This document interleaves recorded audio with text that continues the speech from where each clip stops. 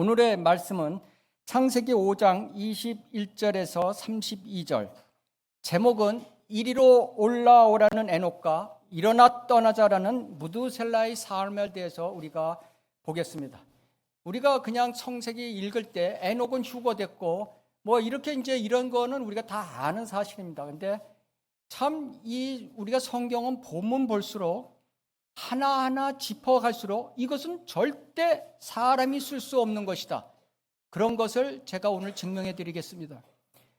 성경은 하나님이 쓰신 것입니다. 그래서 이 성경 하나하나가 실질적으로 과학적인 것이고 이게 역사적인 것이고 영적으로 완벽하다는 것을 오늘 여러분에게 알려드리려고 하는 것입니다. 창세기 5장을 보시겠습니다. 창세기 5장 21절서부터 제가 받들어 봉독하겠습니다. 에녹은 65년을 살고 무두셀라를 낳았고, 에녹은 무두셀라를 낳은 후 300년을 하나님과 동행하며 아들들과 딸들을 낳았으며, 에녹의 모든 날들이 365년이었으며 에녹은 하나님과 동행하다가 없어졌더라. 이는 하나님께서 그를 데려가셨습니다. 무두셀라는 187년을 살고 라펙을 낳았고, 무두셀라는 라펙을 낳은 후 782년을 살면서 아들들과 딸들을 낳았으며 무두셀라의 모든 날들이 969년이었고 그가 죽으니라. 라멕은 182년을 살고 한 아들을 낳았으며 그의 이름을 노아라고 부르고 말하기를 이 아이는 주께서 저주하셨던 땅으로 인한 우리의 일과 우리의 손의 노고에 관하여 우리를 위로할 것이라 하더라. 라멕이 노아를 낳은 후 595년을 살면서 아들들과 딸들을 낳았으며 라멕의 모든 날들이 777년이었고 그가 죽으니라. 노아는 500세가 되어서 셈과 함과 야벳을 낳았더라. 자, 우리가 하나하나 이것을 강의식으로 한번 우선 보겠습니다. 에녹은 65년을 살고 무두셀라를 낳았다. 여기서 아담은 7대 손이죠. 아담의 에녹은 7대 손이죠. 이 에녹이라는 이름은 창세기 4장 17절에 처음으로 나오는 것입니다. 근데 이 에녹이 아니라 카인의 아들, 아담의 2대 손, 두 번째 손 카인의 아들의 이름으로 나오는 것입니다. 그래서 이 에녹은 65년간 세상 방법으로 살았다는 것을 우리가 짐작할 수 있는 것입니다. 에녹의 이름이 그렇다는 것입니다. 카인의 방식에 따라서 이름을 도용해 왔기 때문인 것입니다. 22절 보면 에녹은 무두셀라를 낳은 후 300년을 하나님과 동행하며 아들들과 딸들을 낳았다. 그러니까 65세에 무두셀라를 낳고 300년간 하나님과 동행했다. 그러니까 하나님을 기쁘시게 하는 친구 같은 사이였다. 이런 것을 얘기하는 것입니다. 그러면서 이제 300년을 살면서 무두셀라의 동생들을 낳았던 거죠. 그러니까 에녹이 철이 든 것은 자식을 낳고 철이 든 것입니다. 그래서 자식 낳으면 철 든다고 그러죠. 그러니까 이것도 이제 에녹에게도 정확하게 적용된다 이거죠. 23절을 보면 에녹의 모든 날들이 365년이었으며 이 구절에서 우리가 캐치해야 되는 것입니다. 왜 하나님께서는 365라는 단어를 여기다 썼습니까? 365일 매일. 예. 에녹의 뜻은 하나님을 따른다 하는 따르는 자 이런 뜻인 것입니다. 24절 보면 에녹은 하나님과 동행하다가 없어졌더라. 이는 하나님께서 그를 데려가셨습니다. 이게 굉장히 중요한 말이죠. 하나님과 동행하다가 없어졌다. 이것을 정확하게 이 뜻이 무엇인가를 설명하는 구절이 히브리서 11장 5절인 것입니다. 히브리서 11장 5절을 보시겠습니다. 히브리서 11장 5절.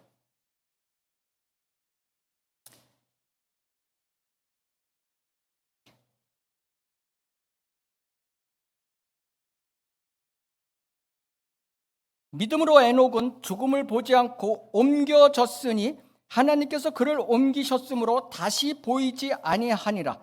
그는 옮기오기 전에 하나님을 기쁘시게 하였다는 이 증거를 지녔느니라. 이 옮겨졌다는 말을 갖다가 우리 킹제임스 영어 성경을 보면은 translate라는 단어를 쓰는 것입니다. translate라는 단어는 어떤 속성에서 어떤 속성으로 옮겨지는 것을 얘기하는 것입니다. 그러니까 즉 쉽게 얘기해서 이게 의학적인 용어인데 트랜슬레이트라는 것은 육신의 몸에서 영적인 몸으로 순간 변해졌다는 뜻인 것입니다. 하나님의 능력은 그런 것입니다. 하나님 흙으로 모든 생명체를 만드시고 온 우주 10의 22승의 온 우주의 그런 위성들을 다 만들었죠. 그렇죠? 별들을 다 만들었대요. 그런 말씀 하나로 모든 걸 만드시는 분이 이것은 그냥 쉬운 거예요. 그렇죠? 왜 우리가 육신의 몸이 순간적으로 영적인 몸으로 변한다. 그래서 죽음을 보지 않고 휴거됐다는 겁니다. 휴거됐다는, 끌려 올라갔다는 것입니다. 그래서 이것을 개혁성경은 뭐라고 하냐? 지금 한국 사람들이 쓰는 개혁성경에는 이 구조를 변개시켜 버렸습니다. 그러니까 휴거의 개념이 없어졌다는 것입니다. 휴거의 개념이 없어졌어요. 뭐라고 그러냐면 개혁성경은 에녹은 하나님과 동행하더니 하나님이 그를 데려가심으로 세상에 있지 아니하더라. 우리가 보통 이런 말 쓰죠. 아이고 누구 하나님이 데려가셨어 오늘. 소천하셨어. 그죠? 하나님이 데려가셨다 그러죠. 그죠?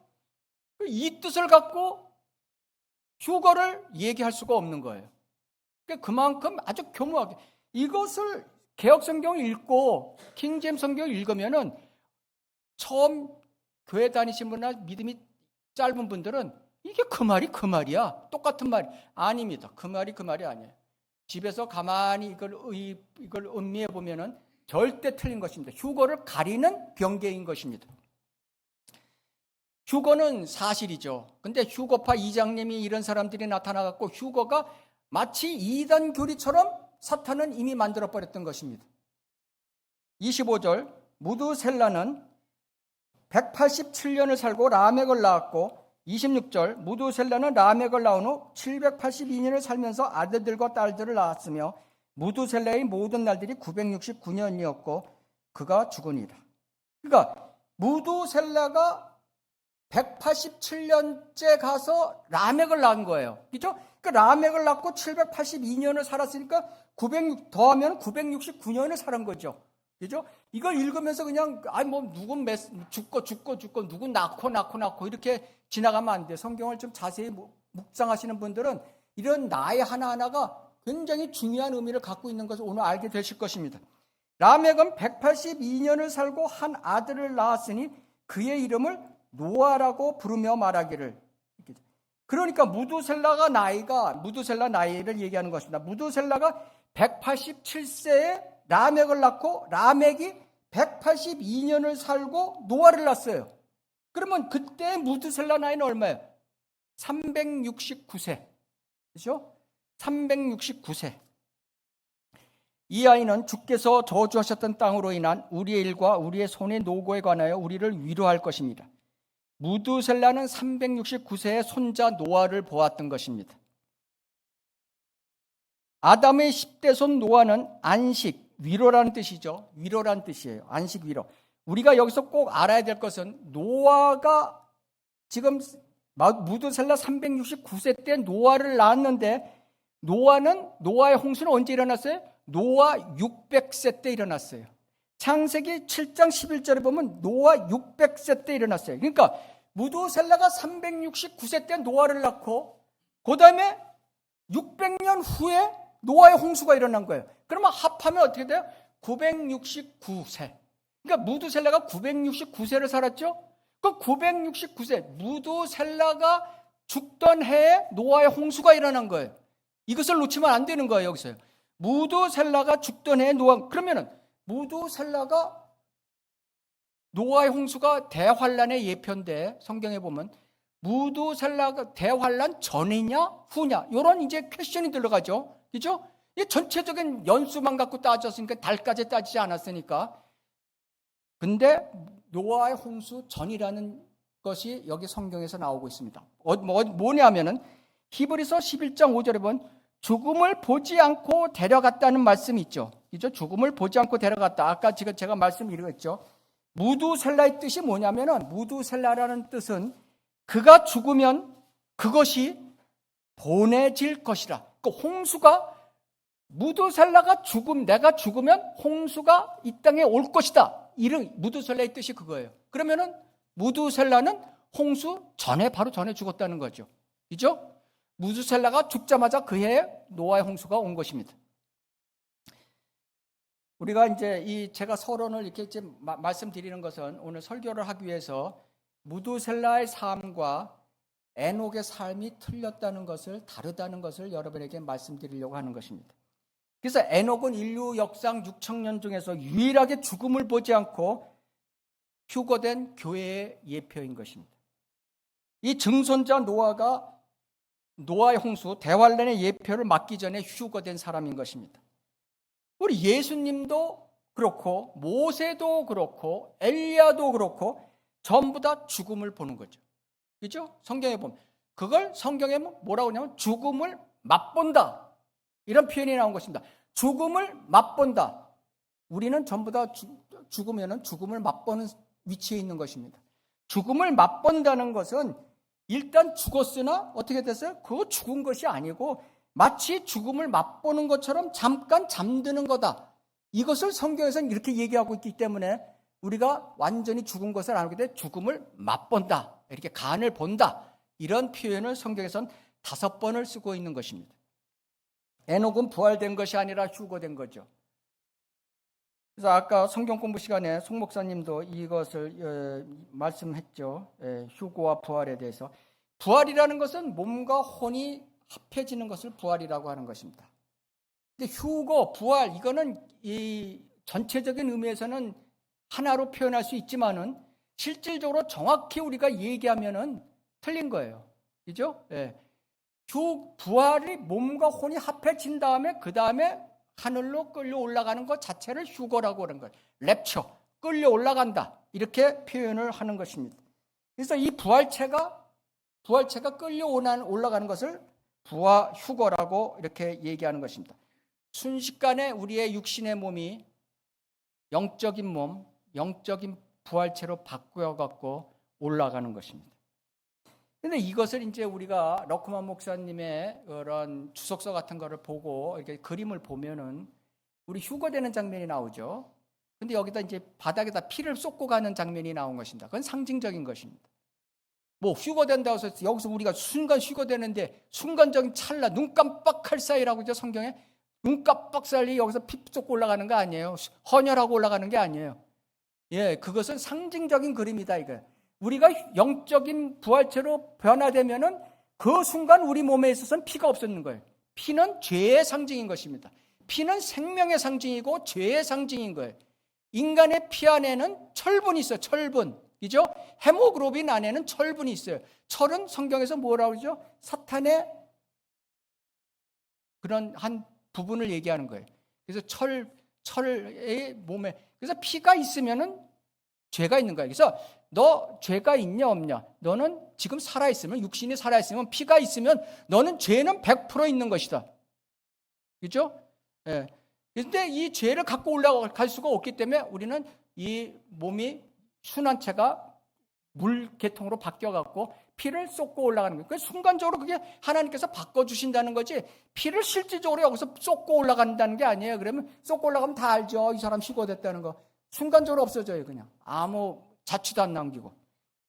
그것을 우리가 알길 바랍니다. 요한복음 11장 25절에 보면은 나는 부활이요 생명이니 나를 믿는 자는 죽어도 살 것이며, 이건 부활이에요. 부활. 그죠? 또 살아서 나를 믿는 자는 누구나 영원히 죽지 아니라, 이건 휴거죠. 그래서 하나님께서는 이것을 설명하면서 부활, 휴거 따로 설명하고 있다는 거예요. 내가 이것을 믿느냐? 안 믿는 분 계세요?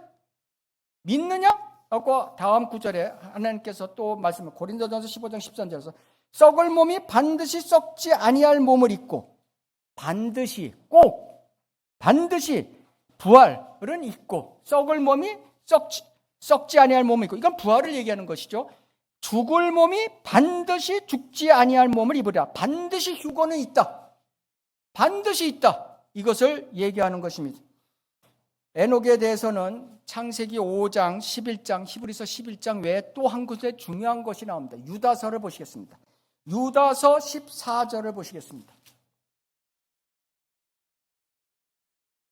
유다서 14절, 15절을 보면은 이 아담의 7대손 에녹에 대해서 이렇게 설명하고 있습니다.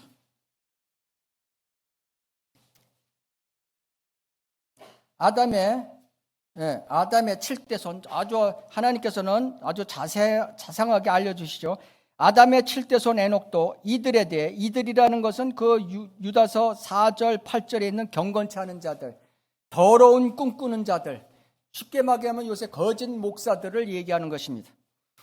이들에 대하여 예언하여 말하기를 보라 주께서 수많은 성도들과 오시나니 이는 모든 사람을 심판하시고 그들 가운데 있는 경건치 않은 모든 자가 경건치 않게 행한 모든 경건치 아니한 행위와 경건치 아니한 죄인들이 주를 거슬러 말한 모든 거친 말에 대하여 정죄하시려는 것이라고 하였느니라. 아담이, 그러니까 에녹이 하나님과 동행했다는 뜻은 하나님을 기쁘시게 했다는 뜻을 여기서 설명하고 있는 거예요. 어떻게 기쁘시게 했다? 에녹은 계속 복음과 진리를 전파했다는 거예요. 야, 지옥이 있어. 심판이 있어. 너 지옥 가. 심판이 있어. 하는 것을 에녹은 300년 동안 그것을 부르짖고 다녔다는 뜻인 것입니다. 이렇게 에녹은 이런 걸 다 했어요. 근데 이제 무두셀라를 보겠습니다. 제도교회 다닐 때 제가 어렸을 때 이 성경 퀴즈에 제일 많이 나오는 게 누구예요? 최장수 인물 누구? 무두셀라. 그죠? 예. 그러니까 그냥 보통 교회에서 학생들 놓고 제일 많이 퀴즈 내는 것 중에 하나인 것입니다. 그래서 969에서 살아서 뭐 어떻다는 거예요? 성경에는요, 무두셀라에 대해서 족보 외에는 나오질 않아요. 창세기 5장에도 족보만 나왔죠. 지금 역대기상 1장 3절에 족보만 잠깐 나와요. 누가 누구를 낳고, 누가복음의 3장 37절에도 족보만 잠깐 나와요. 무두셀라가 뭘 했다는 것은 아무것도 안 나온다, 성경에. 969살을 살면 뭐예요? 아무것도 안 나와요. 그 사람에 대한 한 일이 아무것도 안 나온다는 거예요. 그 사람의 삶의 내용이 아무것도 안 나온다는 거예요. 그 무두셀라는 노아의 홍수가 일어나기 전에 죽었죠. 그죠? 대환란을 피했어요. 그런데 라멕이, 무두셀라의 아들이 라멕이죠. 라멕이 777세를 살았어요. 이건 하나님께서 인간들에게 경고하는 거예요. 777은 하나님의 7, 완전의 수 777이 겹쳤다는 거예요. 그러니까 이 라멕도 요새로 얘기하면 그리스도인, 무두셀라도 그리스도인이란, 이것을 우리가 짐작할 수 있다는 얘기예요. 아들이 777세에 살았다는 것을 성경에 굳이 얘기할 필요가 없는 거예요. 그 라멕도 그렇고 무두셀라도 그렇고 하나님의 백성이었다는 사실을 우리가 짐작할 수 있는 것입니다. 근데 무두셀라는 어떻게 했냐면은, 무두셀라는 969살을 살면서 이 아버지 에녹과 300년을 같이 살았어요. 그죠? 에녹이 65세 때 무두셀라를 낳았잖아요. 그러니까 그러고 나서 300년을 동행했다 했잖아요. 그러니까 에녹보다는 무두셀라가 더 오래 살았잖아요. 그러니까 에녹을 300년간 하나님과 동행하는 장면을 봤어요. 그죠? 아버지가 그런 걸 아들이 봤다는 얘기. 아까 목사님도 성경 공부 시간에 그거에 대해서, 훈계에 대해서 얘기했죠. 자식 훈계에 대해서. 저는 그걸 오늘 들으면서 하나님께서 이 제목을 저한테 주신 거는 하나님이 주신 것이다, 이렇게 생각이 들어요. 그리고 제가 495장 이렇게 좀 불러두었다고 했더니 그거 주보에다 미리 495장 그거에 관계없이 쓰셨다고 그러더라고요. 그래서 성령님이 모든 것을 인도하시는구나. 제가 그 2년 동안 그 말씀을 전하면서 저는 처음에 시작할 때 막연해요. 월요일만 되면 제가 이제 제일 힘든 시간이에요. 이걸 일주일을 끌고 가나. 근데 하나님께서 계속 하루 그것을 가르쳐 주시고 이끌어 주시고, 저도 모르는 걸 많이 이번에 제가 배워갖고 여러분들에게 말씀드린 거예요. 그런 과정을 주님께서 인도하신다. 그러니까 말씀의 능력과 성령의 역사는 주님께서 인도하시는 거예요. 그것을 우리가 알고 성경을 열심히 보셔야 되는 것입니다. 그러니까 아버지가 하나님과 동행하는 걸 300년 동안 무두셀라는 봐왔어요. 그 다음에 아들, 손자, 그러니까 손자. 노아도 하나님과 동행했다고 그러고 에녹도 동행했다고 그러고, 그죠? 야곱도 동행했다고. 이렇게 이제 지금 여기 보면은 그렇게 동행한 사람이 세 사람이 이름이 쭉 나오는 것입니다. 근데 손자 노아도 하나님과 동행한 거예요. 그 노아의 삶은 어떻게 했어요? 600년을 봤어요. 600년. 예? 라멕이 또 아들을 낳잖아요. 그 증손자라고 그러나요? 어떻게 증손자? 이게 손자가 600년 동안 하나님과 동행한 걸 300년을 보고 600년을 보면서 무두셀라는 뭐 했냐 이거예요. 더군다나 이 손자 노아가 산 중턱에다가 배를 100년 동안 짓는 모습도 그대로 봤어. 100년 동안. 그죠? 근데 무두실라에 대해서는 성경에 나온 게 없습니다. 무두셀라는 약 에녹의 3배 가까이 살았습니다. 3배 가까이. 성경에 보면은 장수가 물론 축복이라고 그러지만은 장수가 반드시 축복은 아니다. 그래서 우리가 알아야 되는 것입니다. 우리가 이 창세기 5장을 보면서 우리가 교훈 얻어야 될 설교 제목이 있습니다. 첫째, 믿음 생활은 오래 했다고 하나님과 동행하는 것이 아니다. 두 번째, 장수는 하나님이 주시는 복이나 장수가 가지는 의미를 오래 사는 것에 두지 말아야 된다. 세 번째, 죽음을 맛보지 않고 휴고될 수 있는 위치에 있는 사람은 복받은 자이다. 첫 번째부터 말씀드리겠습니다. 믿음 생활을 오래 했다고 하나님과 동행하는 것이 아니다라는 것에 대해서 제가 말씀드리려고 합니다. 하나님과 동행했다는 것은 히브리서 11장 5절에 따르면은 하나님을 기쁘시게 하는 삶을 말하는 것입니다. 동행했다. 겉에 그냥 같이 걸어만 갔다는 뜻이 아니에요. 워크 위드인데 영어로 하면 같이 같이 걸어갔다는 뜻이 아니에요. 이건 하나님을 기쁘시게 하는 삶이라고 히브리서 11장 5절에 또 정의하고 있는 것이죠. 하나님을 기쁘시게 하는 동행하는 삶은 성경에 여러 번 나오는 것입니다. 제가 뽑아보니까 한 7군데에서 나오는데 로마서 8장 8절 보면은 육신 안에 있는 자들은 하나님을 기쁘시게 할 수 없다. 그러니까 우리가 구원받으면은 옛사람과 새사람이 공존하는 거예요. 구원받았다고 해서 구원파처럼 야 나는 옛사람 없고 새사람 있으니까 난 죄 안 짓는다. 죄에 대한 기도도 필요 없다. 다 용서받았다. 그런 엉터리가 어디 있어요. 우리는 옛사람은 이 육신의 장막이 가진 거야. 육신의 장막이 허물어지기까지는 육신의 성품은 절대 없어지지 않는다. 그 육신의 성품 없어지지 않는 것을 새 사람이 그것을 위에서 찍어 눌러 이것을 죽이듯이 찍어 눌러는 삶이 그리스도인의 삶이다 이거예요. 세살 버릇 여든 간다는 얘기가 딱 맞는 거죠. 그렇죠? 예수 그리스도를 믿고 구원받았다고 해서 그 사람이 옛 성품이 다 없어졌냐? 절대 아니다. 이거. 절대 안 없어져요. 두 번째, 데살로니가전서 2장 4절을 보면 오히려 하나님의 승인을 받아 복음을 위탁받은 대로 전하는 이는 사람을 기쁘게 하려 함이 아니며 우리의 마음을 시험하시는 하나님만을 기쁘시게 하려 합니다. 우리가 하나님을 기쁘게 하는 것은 은혜 복음을 전해야 되는 거예요. 은혜 시대 때, 교회 시대 때 은혜 복음을 전해야지. 구약을 보고 구약에 하듯이 행위 복음, 행위에 의해서 구원받는다 행위 복음을 전하는 우리나라의 이 장로교, 감리교 이런 무수한 종교들 이건 다 저주받는다고 하나님께서 얘기한 것입니다. 이건 하나님을 절대 기쁘시게 할 수 없는 거예요. 사회복음, 뭐 환경이 어쩌고 저쩌고 뭐 정치가 어쩌고 저쩌고 정치에 참여하고 말이야 정광훈 목사에 대해서 제가 한번 평론했죠. 그는 목사도 아니에요. 장사꾼이지. 왕국 복음을 전한다가 이런 사람들은 하나님을 절대 기쁘시게 할 수가 없다. 세 번째, 에베소서 5장 10절에 보면은 믿음의 자녀들은 불순종의 자녀들로부터 성별해야 하나님을 기쁘시게 한다고 되어 있습니다. 그러니까 하나님을 믿고 구원받고 그리스도인으로 살아간다고 하면서 어떻게 세상 친구들과 희희낙낙 계속 똑같이 놀아난다. 성별을 안 한다. 술, 담배 못 끊고 다 세상을 너무 좋아한다. 영화관 수시로 가고 이런 것은 하나님을 기쁘시게 할 수가 없어요.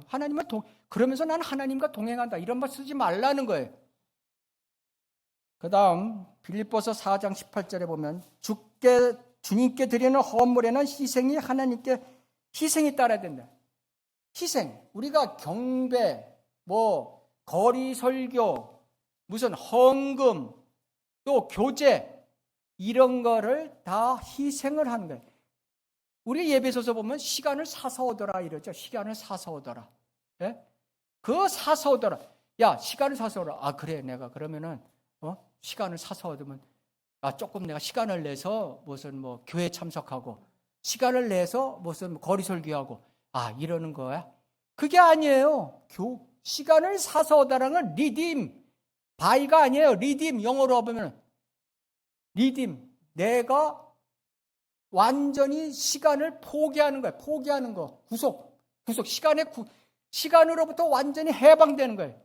그죠?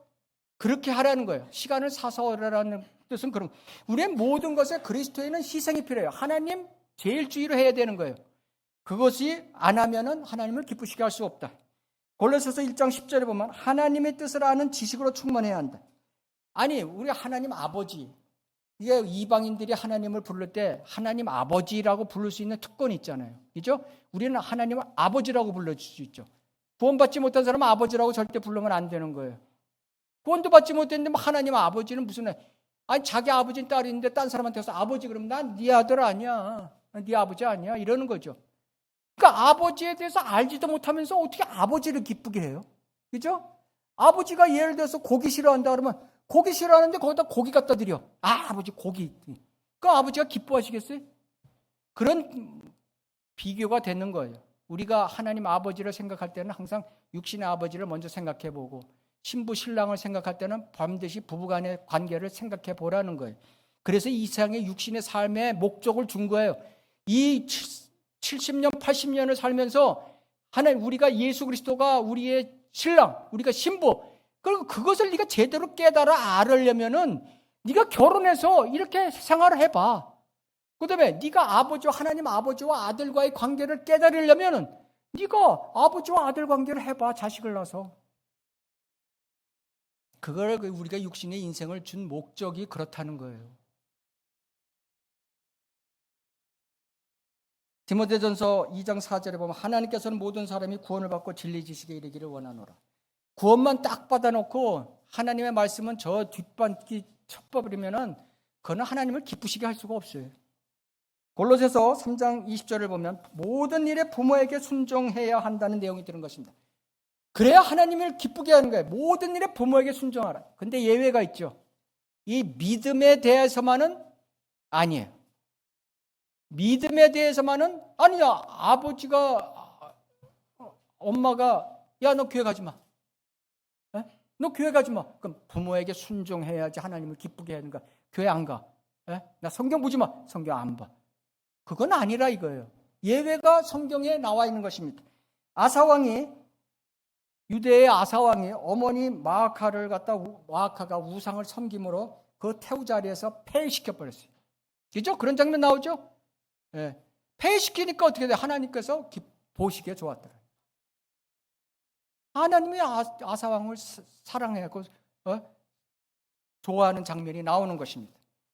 7번째로 히브리서 11장 6절을 보면 믿음이 없이는 하나님을 기쁘시게 할 수 없나니 그분이 존재하시는 것과 그분이 자기를 열심히 찾는 자들에게 보상하는 분이심을 마땅히 믿어야 하느니라. 이것이 이제 히브리서 11장 5절의 에녹에 대한 글입니다. 에녹이 이랬다는 거예요. 근데 우리가 영적 교훈으로 우리가 받을 수 있는 거죠. 하나님을 기쁘게 하는 건 첫째 그분이 존재하는 것을 항상 우리가 기억해야 돼요. 내가 하나님을 믿는다고 하면서 하나님의 존재를 잊고 살 때가 하루에도 너무 많다. 순간적으로 하나님 잊고 살면서 화내고 말이죠. 하나님을 그 순간 잊어버리는 거예요. 예? 이 세상적으로 살면서 잊어버리고 말이죠. 세상에 도취돼갖고 육신에 도취돼갖고 하나님 그분이 존재하는 거를 그분이 내 안에 여기서 딱 존재하고 있다는 걸 항상 기억하라 이거예요. 그것이 하나님을 기뻐해. 에녹의 믿음이 그랬다는 거예요. 그다음에 그분을 자기를 열심히 찾는 자들에게 보상하시는 분이다. 이게 코넬료가 그랬던 사람 중에 하나죠. 이게 코넬료가. 그러니까 우리는 말씀을 열심히 매일 묵상하면서 하루 일과 시작하기 전에 꼭 시작해야 될 게 일어나서 기도하고 하나님의 말씀을 묵상하는 시간부터 갖고 하루를 시작해야지 하나님과 동행하는 삶이에요. 그거 안 하고 그냥 다 세상 쪽으로 일하다가 저녁 때 와서 자기 전에 하나님 감사합니다 하고 자면은 그거 동행하는 거 아니에요. 이 개혁 성경에는 어떻게 했냐면 열심이라는 부분을 삭제시켜 버렸어요. 그냥 대충 찾아라 이거예요. 하나님을 찾는 자는 보상, 하나님을 찾으면 보상한다.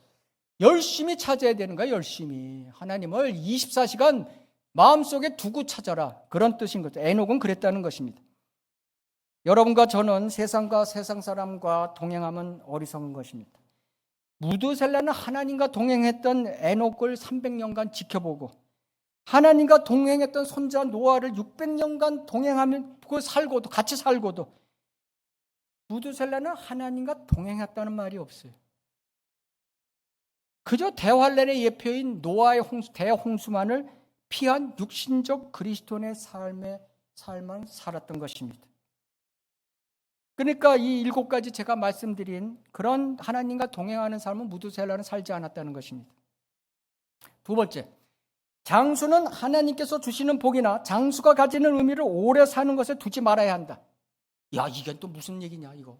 예? 오래 살지 말라는 얘기냐? 아니죠. 분명히 성경에는 장수는 축복이라고 되어 있죠. 그렇죠? 예, 장수는 성경에 육신이 오래 사는 것을 축복이라고 분명히 성경에 말씀하고 계십니다. 그것만 알면 안 되는 거예요. 근데 우리가 이 장수를 준 목적이 뭐냐 하면은 오래 삶으로써 아까 제가 말씀드렸죠. 육신의 장막이 사는 동안은 하나님을 아는 과정이라고.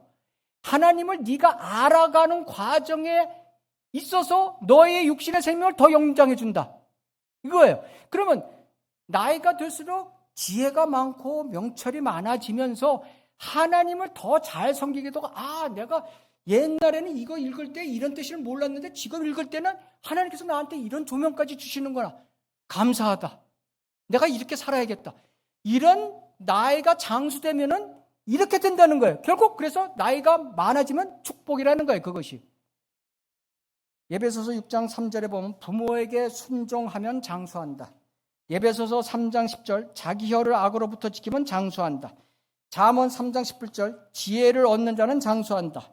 잠언 10장 27절 주를 두려워하면 장수한다. 잠언 28장 16절 탐욕을 싫어하면 장수한다. 이거 다 이제 이것까지만 알고 장수 끝! 이러면 안 된다는 거예요. 그것을 제가 오늘 찾아드리겠습니다. 잠언서 3장 1절을 보시겠습니다.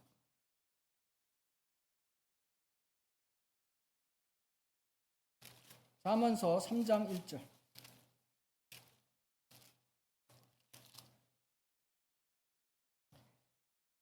내 아들아, 나의 법을 잊지 말고 나의 계명들을 내 마음에 간직하라.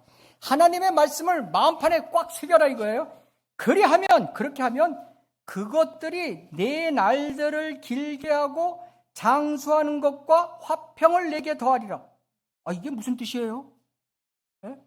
이거 잘 나눠야 돼요. 그래서 장수하는 것이 있으면은 내 날들을 길게 하고를 앞에다 못 써요. 그것을 장수를 읽으면 안 되는 거예요. 내 날들을 길게 하라는 건 영어로 하면 length of days. 장수하는 건 long life.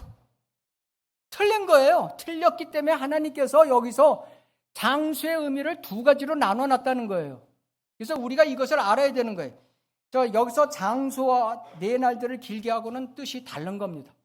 그래서 내 날들을 길게 하고라는 뜻은 성경 내용을 보면 기쁨과 성공으로 가득 찬 날을 많다는 뜻이에요. 네가 하나님의 말씀을 쫓아서 하나님과 동행하다가 네가 하루하루 분초 찰나의 삶이 기쁨과 성공으로 가득한 날, 그 날수를 세보라 이거예요. 그것이 length of days. 내 날들을 길게 하고라는 거고, 장수하는 건 수명이 길어지는 걸 얘기하는 것입니다. 그래서 하나님 방법대로 사는 이 세상의 기간을 내 날들이 얼마냐 이걸 묻는 것입니다. 성경에는 이런 예가 4번 더 나옵니다. 그러니까 length of day라는 단어를 쓴 것이 5번 나오는데 지금 한 번 말씀드린 거 한 번 하고 또 나오는 것이 이제 찾으실 분은 찾으면서 보시겠습니다. 신명기 30장 19절을 보겠습니다.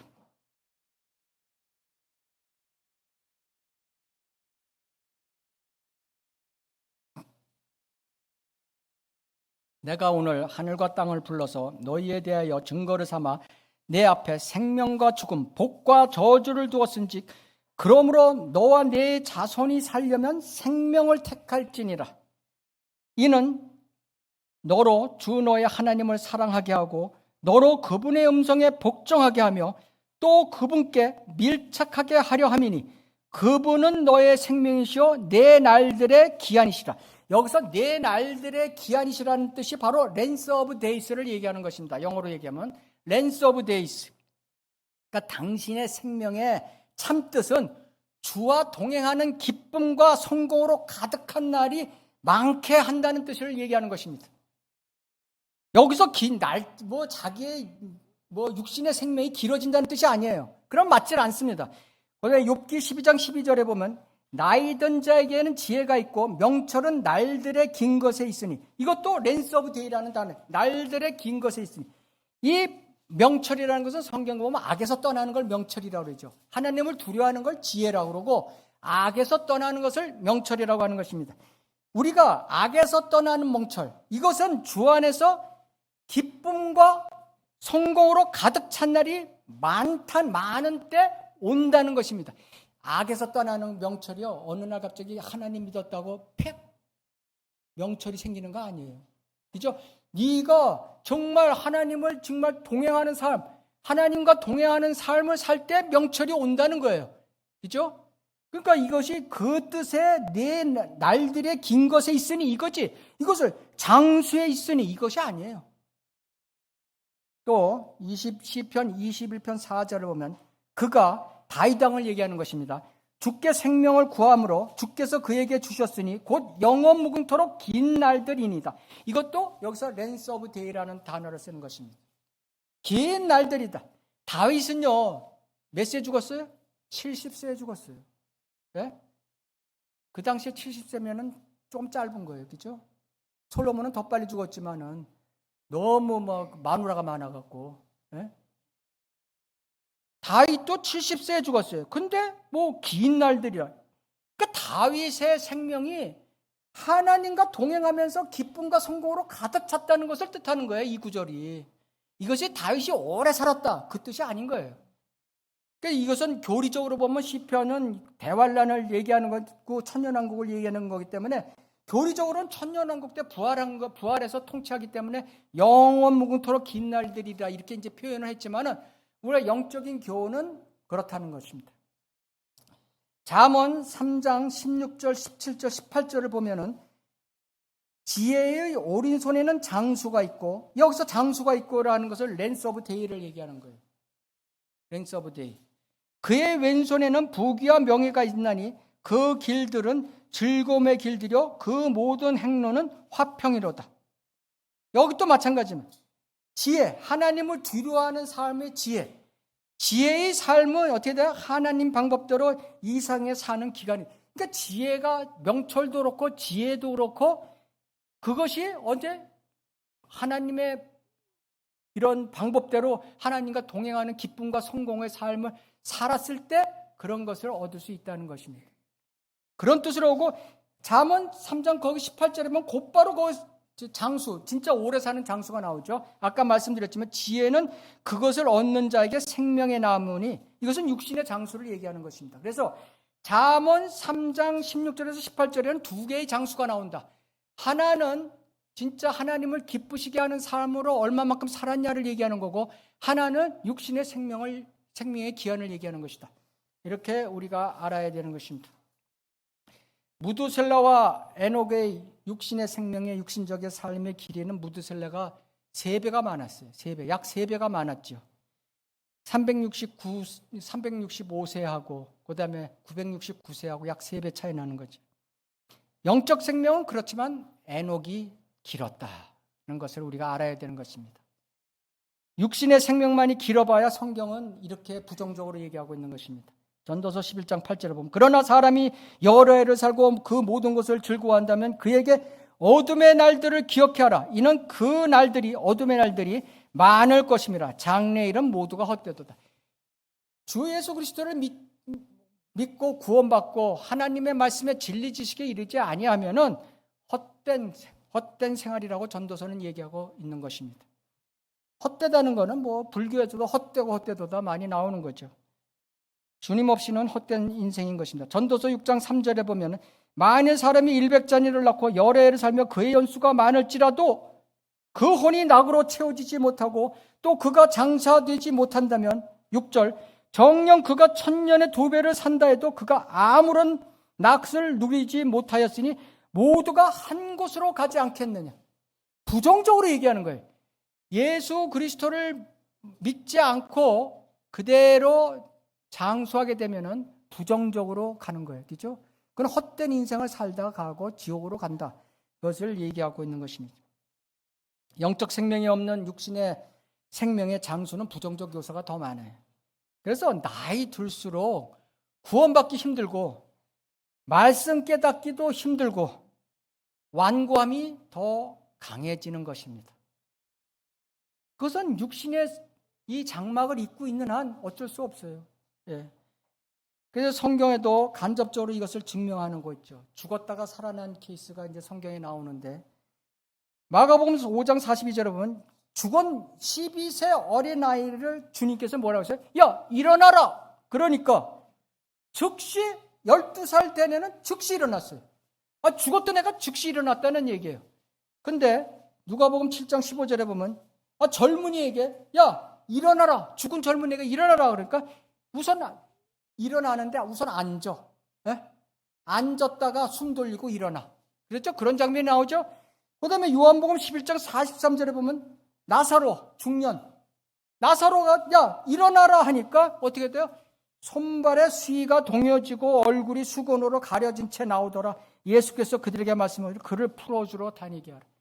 나이가 많을수록 영적인 그런 삶을 살기가 더 힘들다는 거예요. 구원받기 힘들다는 거예요.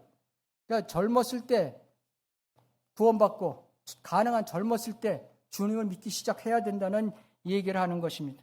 그러니까 우리의 인생은 주님을 믿으라고 너 주님을 알라. 너 육신의 인생 동안 주님을 알라 하고 준 시기인데 그것을 까먹어버리면 안 된다는 거예요.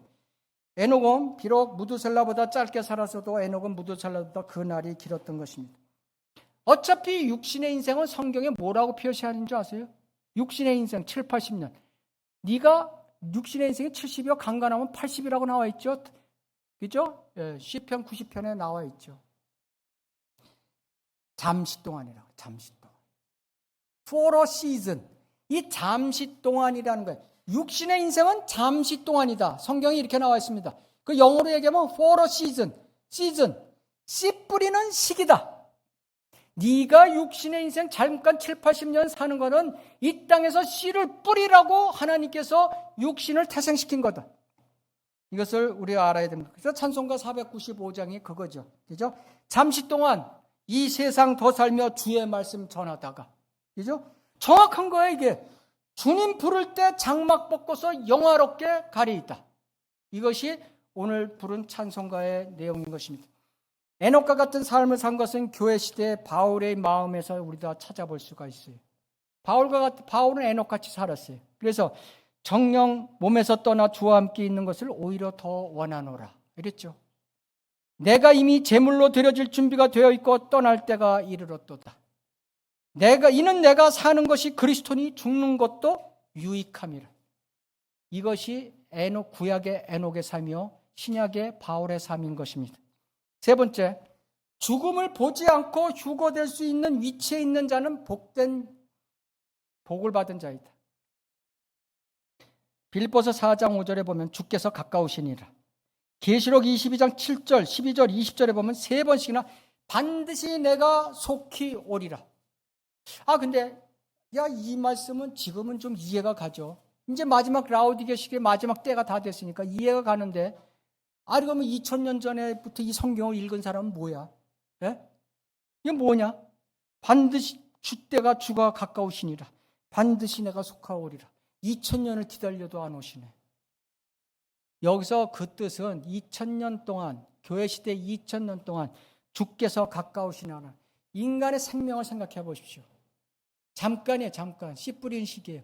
자기를 보라, 이게 70년, 80년은 아무것도 아니죠. 순간 찰나예요. 지나고 보면 하나님의 신간은 순간 찰나. 야, 너 이제 하나님한테 올 시간이 순간 찰나. 여기 이제 와, 주께서 가까워. 이런 뜻으로 읽어야 된다는 것입니다. 그렇지만 우리 지금 이 시대는 교회 시대의 마지막에 와 있습니다. 성경의 마지막을 예언하는 그런 구절들이 많이 나오죠. 정확히 이제 제가 오늘 5가지만 보여드리는데 정확히 마지막 때가 됐다. 이것을 우리가 알아야 되는 것입니다. 이거 알면요 힘이 나는 거예요. 이 세상 개판으로 돌아가고 정치 개판으로 돌아가고 경제가 개판으로 돌아가고 사람들이 개판으로 돼도 그리스도인에게는 우리에는 힘이 있다 이거예요. 독수리 날개로 치솟는 힘이 있다 이거예요. 그거를 뭐냐면 주를 앙망하는 자, wait upon God. 주를 앙망하는 자에게는 독수리 날개에 힘이 있다. 이래서 우리는 힘이 있는 것입니다. 남녀노소 모두 막론하고 우리에게는 힘이 있는 거예요. 그리스도에게는 이 힘으로 살아가는 거예요. 그래서 절대 슬퍼하거나 어려워하지 마세요.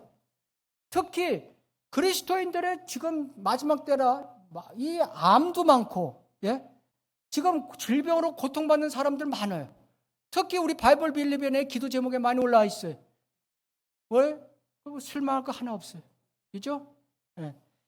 자, 마태복음 24장 32절과 에스겔서 그냥 들으시면 돼요. 에스겔서 34장 13절에 보면은 대표적인 구절 이외에도 많은데 이스라엘이 팔레스타인에 모이면은 주님 오신다고 되어 있습니다. 근데 1948년 5월 14일 날 이스라엘이 독립했죠. 뭐 소수가 와서 독립시켰어요. 근데 지금 얼마인 줄 아십니까? 2021년 현재 940만이 이스라엘에 모여 삽니다. 2008년에 약 600만 명이었습니다. 엄청 늘었죠. 300만 명 이상 늘었어요. 저도 이거 지금 조사한다 보니까 갑자기 제가 통계 갖고 있는 건 2008년도 통계를 갖고 있었는데 저는 이거 이스라엘을 항상 해서 이 성경책 뒤에다 이렇게 붙이고 다녀요. 어느 나라에 이스라엘 사람 유대인이 몇 명 살고 어느 나라에 몇 명 살고 신문 오려 갖고 붙이고 다녀요. 네. 대표로 이제 러시아에 많이 살고 미국에 많이 살고 캐나다, 프랑스, 호주 이런 데 많이 살아요. 브라질. 근데 그 통계를 보면은 계속 그 나라에 있는 이스라엘 유대인들은 줄어들어요. 이스라엘 본토로는 많아지고 있는 거예요. 네? 그러니까 이스라엘 땅이 지금 좁죠. 자기 땅, 가나안 땅 찾아야 돼요. 그죠? 러시아는 2008년에 72만이었어요. 근데 2014년에 19만으로 줄었어요. 러시아에 있는 유태인들이 본토로 그렇게 갔다는 얘기예요. 왜 갔겠어요? 하나님의 말씀을 성취시키기 위해서 자기도 모르게 끌려가는 거예요. 그죠? 네. 두 번째, 지금 다 돼가고 있다는 거예요. 그죠? 두 번째, 다니엘서 12장 4절 보면 그러나 오 너 다니엘아 마지막 때까지 그 말씀을 닫고 그 책을 봉하라. 그렇죠. 이 다니엘의 말씀에 의해서 세상 목사들은 몰라요. 이게 마지막 때라는 걸 몰라요. 그때는 많은 사람이 이리저리 달릴 것이요 지식이 증가하리라. 야, 이리저리 달릴 것이야라는 이해가 가는데 한 20년 전 얘기입니다. 제가 이걸 읽을 때 이리저리 비행기도 막 타면은 말이죠. 12시간은 미국 가고 이거 완전 이리저리 거 KTX 예? 이제 GTX 이거 다 일일권 지금 왔다 갔다 하면서 다 되잖아요. 근데 지식이 증가하리라 이건 이해가 안 됐어요. 인터넷이라는 매체가 1950년에 이제 발견돼서 쭉 나와서 이제 한국에 도입돼서 막 한 거가 1970년대 후반서부터 초반 이럴 때부터 이제 한국에 도입돼서 이제 썼는데 그때까지만 해도 깨닫지 못했어요. 근데 결정적으로 2008년경에 스마트폰이 나오면서 이 구절이 깨닫기 시작한 것입니다. 2008년 이후에 제가 깨달은 것, 지식이 증가하리라. 이 말을 제가 깨닫지 못했어요. 근데 지식이 증가, 아니 다 웬만한 거 다 알아요. 예, 제가 의사지만은 오면은요, 병하면은요, 그 다음번에 올 때 저보다 더 잘 알고 와요. 예? 그리고 자기가 지시해. 이렇게 이 약은 빼고 저 약은 넣고. 예? 이 세상에 그렇게 된 거예요. 이거를 뭐라고 하냐면은 지식이 증가하는 세대. 데이터 스모그라고 하는 것입니다. 데이터 스모그. 인터넷 과잉 정보 쓰레기. 그죠? 유튜브도 보면요. 유튜브가 그냥 한 거의 7, 80%예요. 그거 다 쓰레기예요. 그래서 결국은 하나님의 말씀은 지식이 증가하게, 이제 세상 지식은 증가하는데 반면에 하나님의 지식은 기근이 온다. 이렇게 되어 있습니다. 아모스 8장 11절에 보면 셋째, 주 하나님이 말하니 보라 그날들이 오리라. 내가 그 땅에 기근을 보내니 빵의 기근도 아니요 물로 인한 갈증도 아니다. 오직 주의 말씀들을 듣지 못하는 기근이니라. 아니 지구상에요. 기근이 온다. 기근이 오면 말세야, 마지막이야. 이거 잘못된 거예요. 기근이 와갖고 마지막 때다. 이런 건 여기 분명히 했어요. 빵의 기근도 아니요, 물로 인한 갈증도 아니라.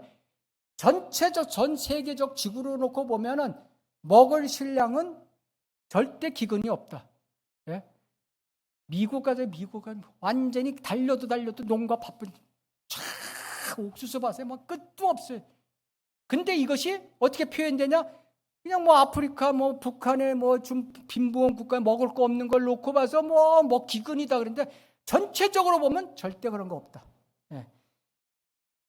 환경주의자들이 이제 들고 나오는 거죠. 거짓 목사, 환경주의 펼치는 거짓 목사들이 있어요. 오직 주의 말씀들을 듣지 못하는 기간이라 그래요. 1884년에 리바이즈드 버전 RV라는 게 나왔죠. 영어 개혁 성경. 이 영국은요, 킹잼 성경이 1611년에 나왔음에도 불구하고 1884년에 이게 다른 성경을 놓고, 변개된 성경을 놓고 영어 성경을 만듦으로 인해서 영국은요, 그 즉시 해가 지지 않는 나라에서 해가 지는 나라로 타락해버린 거예요. 1901년에 ASV가 미국에서 나왔죠. 아메리칸 스탠다드 버전. 미국 표준 역본. 1901년에 뭐가 생긴 줄 아세요? LA 아주사에서 오순절파가 태동한 거예요. 방언이 터져나오는 오순절파. 하나님 정확해요. 그래서 우리가 보통 하면 라오디게아 시대 하면 1884년을 잡고 영국은 1901년을 많이 잡죠. 1901년서부터 아주사 춘복음파가 나오기 시작하고 성경이 미국에 변개된 성경이 보급되기 시작한 거예요. 그래서 1978년에 NIV, 세상 사람들이 다 아는 뉴 인터내셔널 버전, 그죠? 네.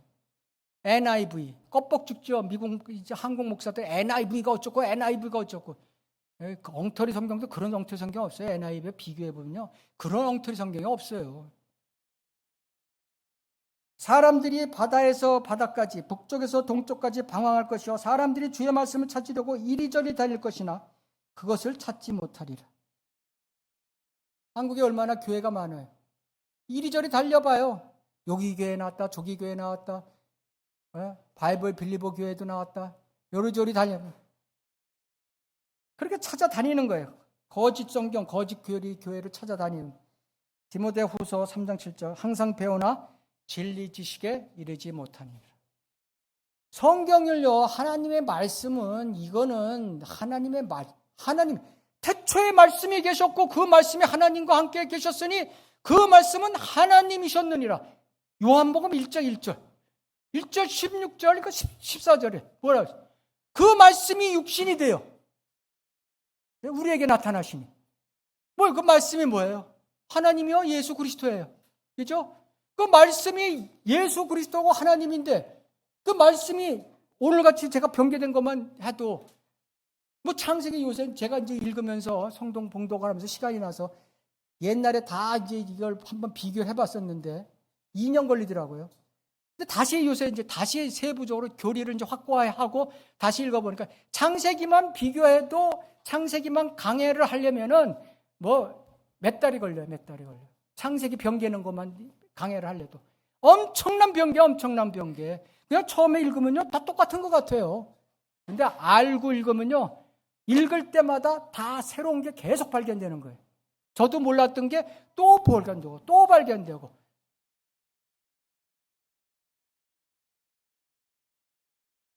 네 번째, 예루살렘의 성전이 지어질 준비가 다 되었다. 예루살렘의 성전이 지어져야 주님이 오시는 거예요. 그죠? 1967년 5월 21일 워싱턴 포스트지에 예루살렘 성전 프로젝트 진행을 발표했습니다. 그러니까 미국에 사는 유태인들이 발표를 했어요. 1991년 그래서 언약궤를 제외한 모든 재료들이 완료됐고 모퉁이 돌까지 완전히 준비됐다. 그래서 배로 이스라엘에 선적했다. 이게 뉴스에 나온 것입니다. 뉴스에 나왔어요. 이사야서 2장 2절에 보면 마지막 날들의 주의 선의 산이 산들의 정상에 세워질 것이요. 그러니까 지금은 그 자리에 뭐가 세워졌어요? 뭐가 세워졌어요? 바이돔, 바이사원, 그죠? 황금사원, 모슬렘 사원이 세워져 있어요. 어느 날 순식간에 그것은 없어지고 그 자리에 주님의 성전이 세워질 것입니다.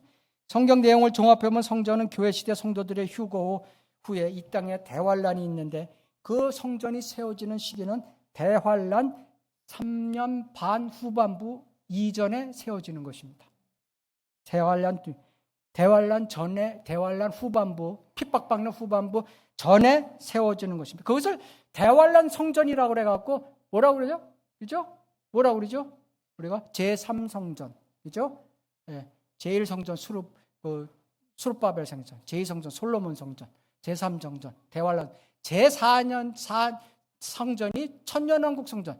에스겔서 40장서부터 48장에 쫙 자세히 설명한 천년왕국 성전. 우리가 계시록 11장 1절에 보면 대환란 후반부에 이미 성전의 모습이 나와요. 대환란 후반부를 설명하면서 성전의 모습이 나오고 에스라서 느헤미야서가 뭐예요? 성전 건축을 얘기하는 거죠. 그거 뒤에 어떻게 욥기서가 나오는 거예요. 대환란 후반부를 얘기하는 핍박받는 욥기서가 이어서 나오는 거예요.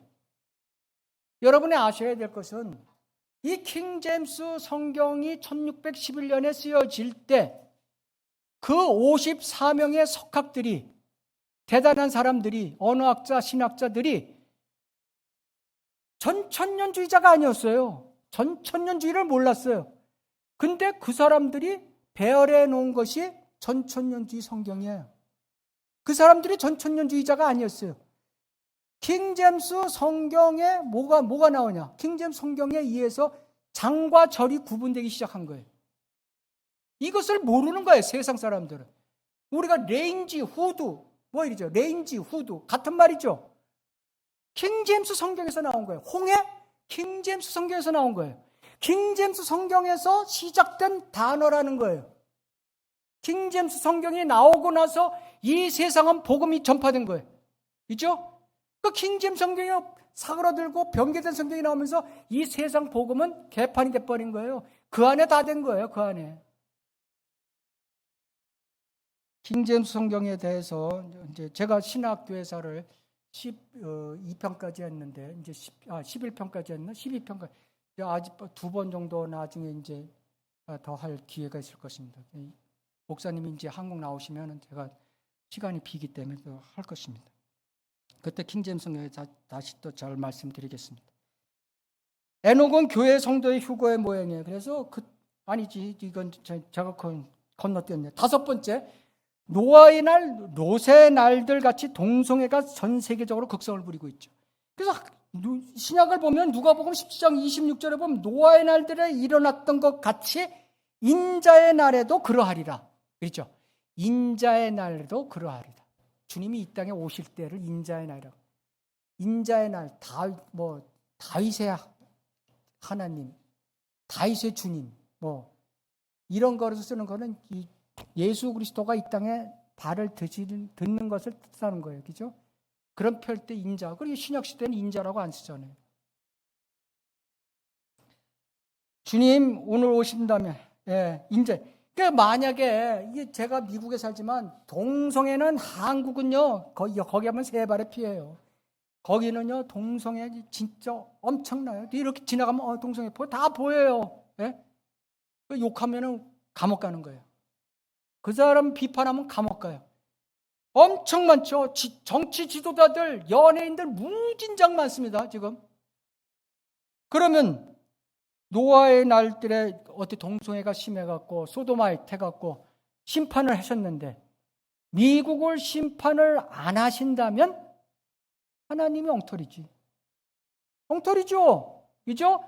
노아의 날 때는 동성애 때문에 노아의 그 불바다를 만들어 주셨는데 어떻게 미국은 가만히 놔도 하나님은 공의의 하나님이 아니죠. 네. 누가 그런 말을 했어요. 하나님께서 미국을 심판 안 하시면, 미국뿐만 아니라 전 유럽이고 전 세계가 다 그렇죠. 안 하시면 노아 시대, 롯 시대에 사는 사람들을 다시 살려내야 된다. 그래, 그것이 합당한 것이다. 우리는 지금 이런 5가지만 보더라도 지금 이제 마지막 시대 때 다 됐다. 이것을 우리가 아셔야 되는 것입니다. 에녹은 교회 성도의 휴거의 모형인 것입니다. 그때가 임박해 왔습니다. 예언의 말씀들이 다 이루어졌습니다. 지금 이제 주님 오늘 오신다면 준비가 됐나? 준비가 되셨습니까? 좀 더 시간이 필요한데요. 저는 이제 믿은 지 8개월밖에 안 돼요. 저는 이제 찾다가 이제 제도라 알았어요. 아니 하나님을 진짜 동행하는 거는 지금부터 시작하면 되는 거죠. 그죠? 하나님께서는 그런 사람들 조금만 기다렸어요. 제가 옛날에 복음을 전할 때 잘 아는 분이 그래요.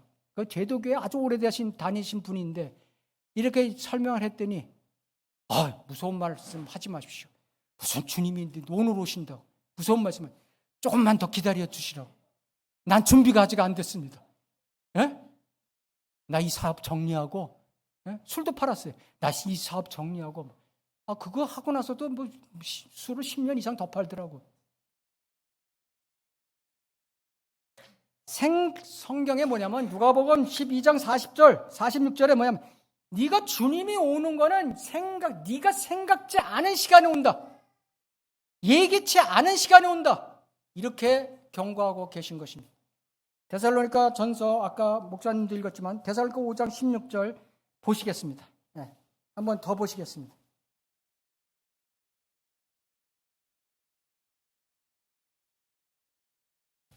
데살로니가 전서 5장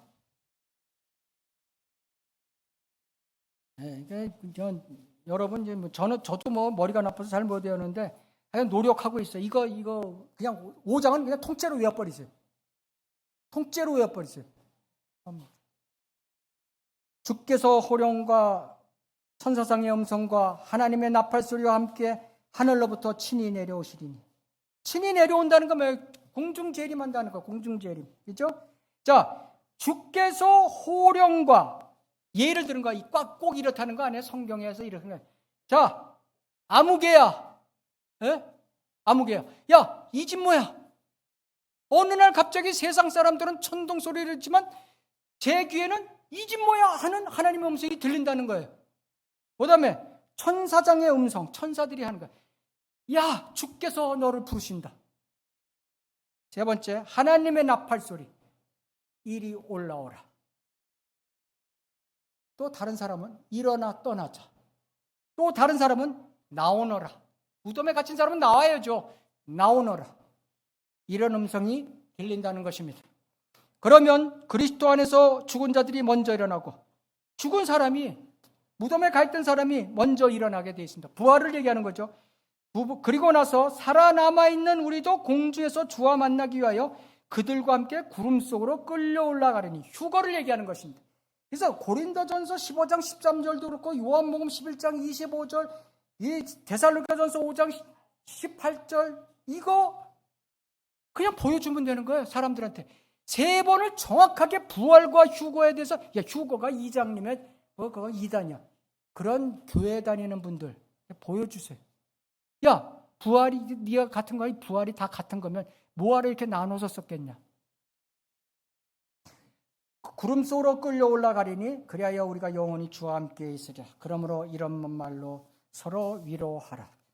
좌우간 주의 호령이든 나팔소리든 간에 성경의 세 종류의 부르시는 하나님의 음성이 들릴 것입니다. 첫째, 요한복음 11장 43절에 의하면 마르다와 마리아의 오빠 나사로가 죽음에서 무덤에 있을 때 하나님께서 음성을 뭐라고 그랬어요? 나사로야 나오너라. 무덤에 있는 그리스도인의 부활을 얘기하는 것이죠. 솔로몬의 노래 2장 10절 보면 주님의 신부 술렘 여인이 아직 육신적 그리스도인으로 있을 때를 얘기하는 것입니다. 그에게 예수님의 음성이 들어가자. 야, 일어나 떠나자. 일어나 떠나자. 서 있으면 그리스도인은 서 있어야 돼요. 그죠? 서 있지 않고 누워 있어. 나는 하나님 믿습니다 하고 누워 있어. 그러니까 일어나라 이거예요. 일어나 떠나자. 그죠? 육신적 그리스도인에게 하는 하나님의 음성인 것입니다. 일어나 떠나자. 그러니까 이 술렘 여인이 그 당시에는 우리 성장 과정에 있었기 때문에 이런 걸 몰랐어요. 그래서 이 솔로몬의 노래 보면은 17절에 보면 날이 밝고 그림자가 사라지면 돌아오소서. 아까 제가 말씀드린 거랑 똑같은 거예요. 아이, 제가 지금 준비가 안 돼 있어요. 예? 조금요. 좀 정신 차리고 내가 정리할 거 정리하고 그때 오십시오. 육신적 그리스도인. 그런 사람한테는 일어나 떠나자. 이렇게 말씀하시는 것입니다. 계시록 4장 1절에 보면은 교회의 예표인 사도 요한이 나오죠. 사도 요한에 야, 이리 올라오라. 이리 올라오라. 영적 그리스도인의 휴거를 얘기하는 것입니다. 여러분은 어떤 음성을 듣기를 원하십니까? 우리는 당연히 이리 올라오라는 음성을 들어야 되는 것입니다. 마지막으로 잠언 25장을 보시겠습니다. 잠언 25장 6절 7절을 보시겠습니다.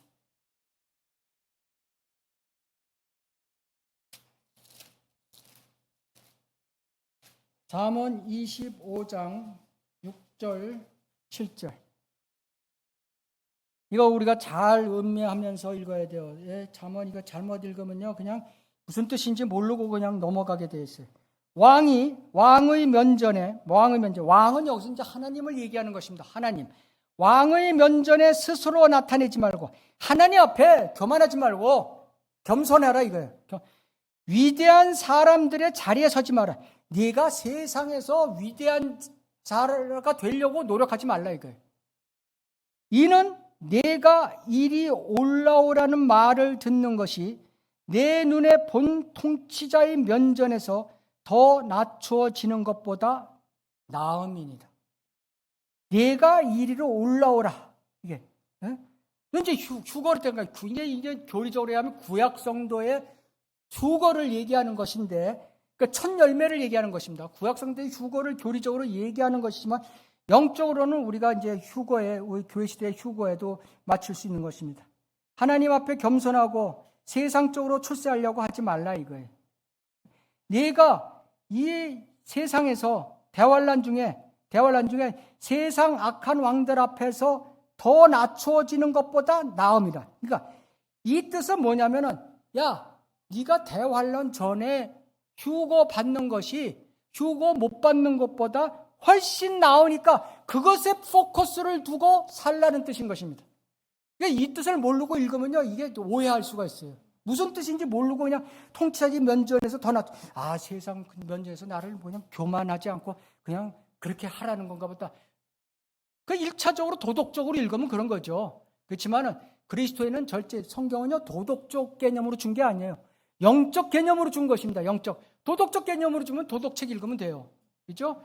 영적 개념으로 이것이 영적으로 나에게 무엇을 훈계를 주는 것인가를 항상 읽어야 되는 겁니다. 그런데 이거를 이 개혁성경은 바꿔버렸어요. 뭐라고 바뀌었냐? 그러니까 휴거 나오는 장면에서는 바꿔버리는 거예요. 이게 뭐냐면 내가 이리 올라오라는 말을 듣는 것이. 그러니까 하나님께서 야 아무개야 이리 올라오라. 지금 이러는 거잖아요. 영적으로.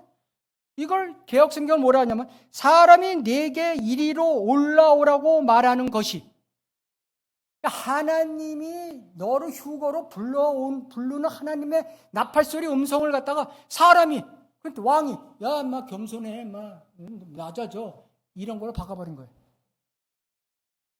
그러니까 이걸 처음에 모르고 그냥 읽으면은 그 말이지, 그렇죠? 그렇지만 영적 깊은 것으로 들고 와서 이것을 보면은 얘네들이 오리겐 시절 때부터 성경 병기가 들어갈 때부터 얘네들은 휴거를 부인했구나. 그것을 우리가 알 수 있는 것입니다. 우리가 이리 올라오라는 것은 3번 있죠. 성경에 3번 딱 나옵니다. 이리 올라오라라는 단어가 3번 나와요.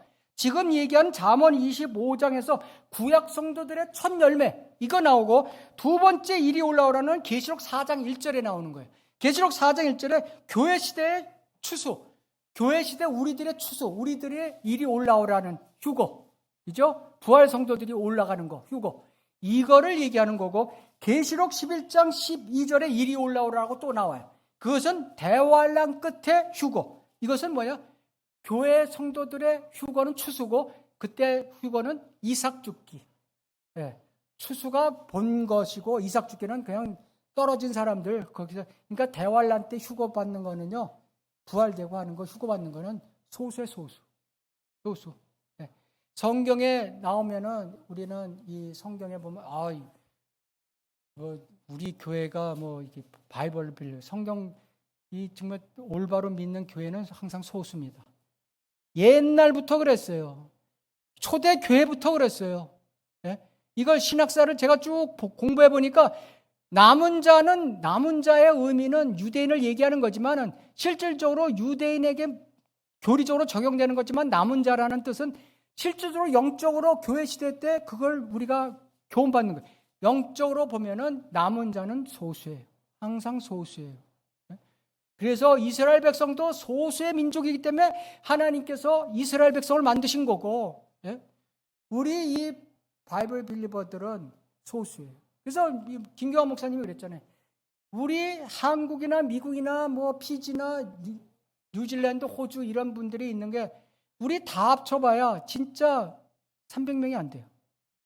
300명이 안 되는. 우리 300명은 기드온 용사가 기드온에서 300명이라고 했잖아요. 그죠?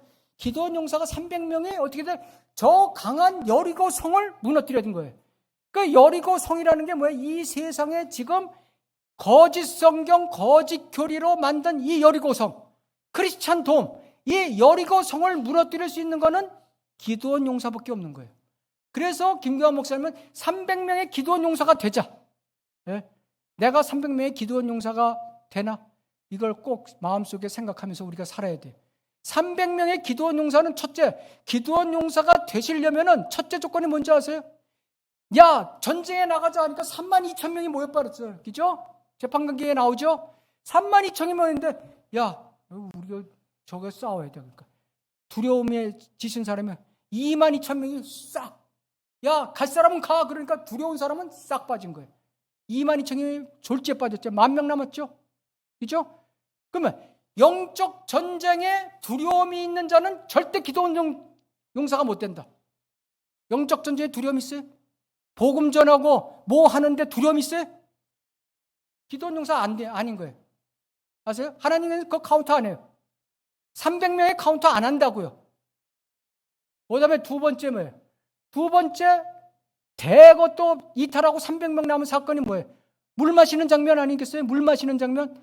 하나님의 방법대로 영적 전쟁을 항상 기억하면서 하나님의 방법대로 살아야지. 나 태져갖고 말이죠. 적군은 앞에 있는데 말이죠. 무릎 꿇고 물을 마셔대고 말이죠. 혀로 핥아대고. 그러면 안 되는 거예요. 그런 사람 다 떨어져 나간 거죠. 그죠? 그러니까 하나님의 방법대로 안 하는 사람은 기도원 용사가 안 하대야 한다. 하나님의 말씀의 방법대로 안 하는 사람은 기도원 용사가 될 수가 없다. 이것을 우리가 알아야 되는 것입니다. 항상 우리가 기도원 용사가 돼야 되는 것입니다. 그래서 기도원 용사처럼 살다가 이제 봄 되면은 주님이 우리를 부르시는 음성이 어느 날 들릴 것입니다. 그래서 봄이 되면 저는 설레요. 봄이 지나가면 조금 실망해. 여름 되면 덥기도 하고 막 미세먼지도 많고, 봄만 되면 올해 주님이 오시면 이제 다 돼 있는데 올해 주님이 오시면, 아직 봄 안 지나갔습니다. 봄 주님이 오시면 얼마나 좋겠냐. 기드온 용사처럼 살다가 주님이 아무개야 이리 올라오라, 그 음성을 듣기를 바라는 것입니다. 이양 들을 바에는 일어나 떠나자가 아니에요. 이리 올라오라. 이렇게 되시기를 기도하겠습니다. 기도하시겠습니다. 하나님 아버지, 감사합니다. 부족한 저의 입술을 주님께서 주관하여 주시어서 하나님의 말씀을 전파했습니다. 이 마지막 시대 때 저희들은 기도원의 용사로 살기를 원합니다. 그리하여 이 부패하고 잘못된 저 여리고성을 무너뜨리는 그런 기도원의 용사의 역할을 저희들 충실히 감당하다가 어느 날 주님의 이리 올라오라는 음성을 듣기를 원합니다. 저희 형제자매들 모두에게 이 세상 육신의 장막이 있기에 질병도 있고 또한 물질적 어려움도 있고 또한 여러 가지 어려움이 있습니다. 주님께서 이분들에게 그런 주님의 오심을 기다리는, 그런 주님을 기다리는 앙망하는 그런 독수리 날개에 치솟는 힘을 주시어서 하루하루를 기쁘고 감사하고 주님을 기다리는 그런 소망 가운데 살아가기를 원합니다. 주님 빨리 오시옵소서. 다시 오실 주 예수 그리스도 이름으로 기도드렸습니다. 아멘.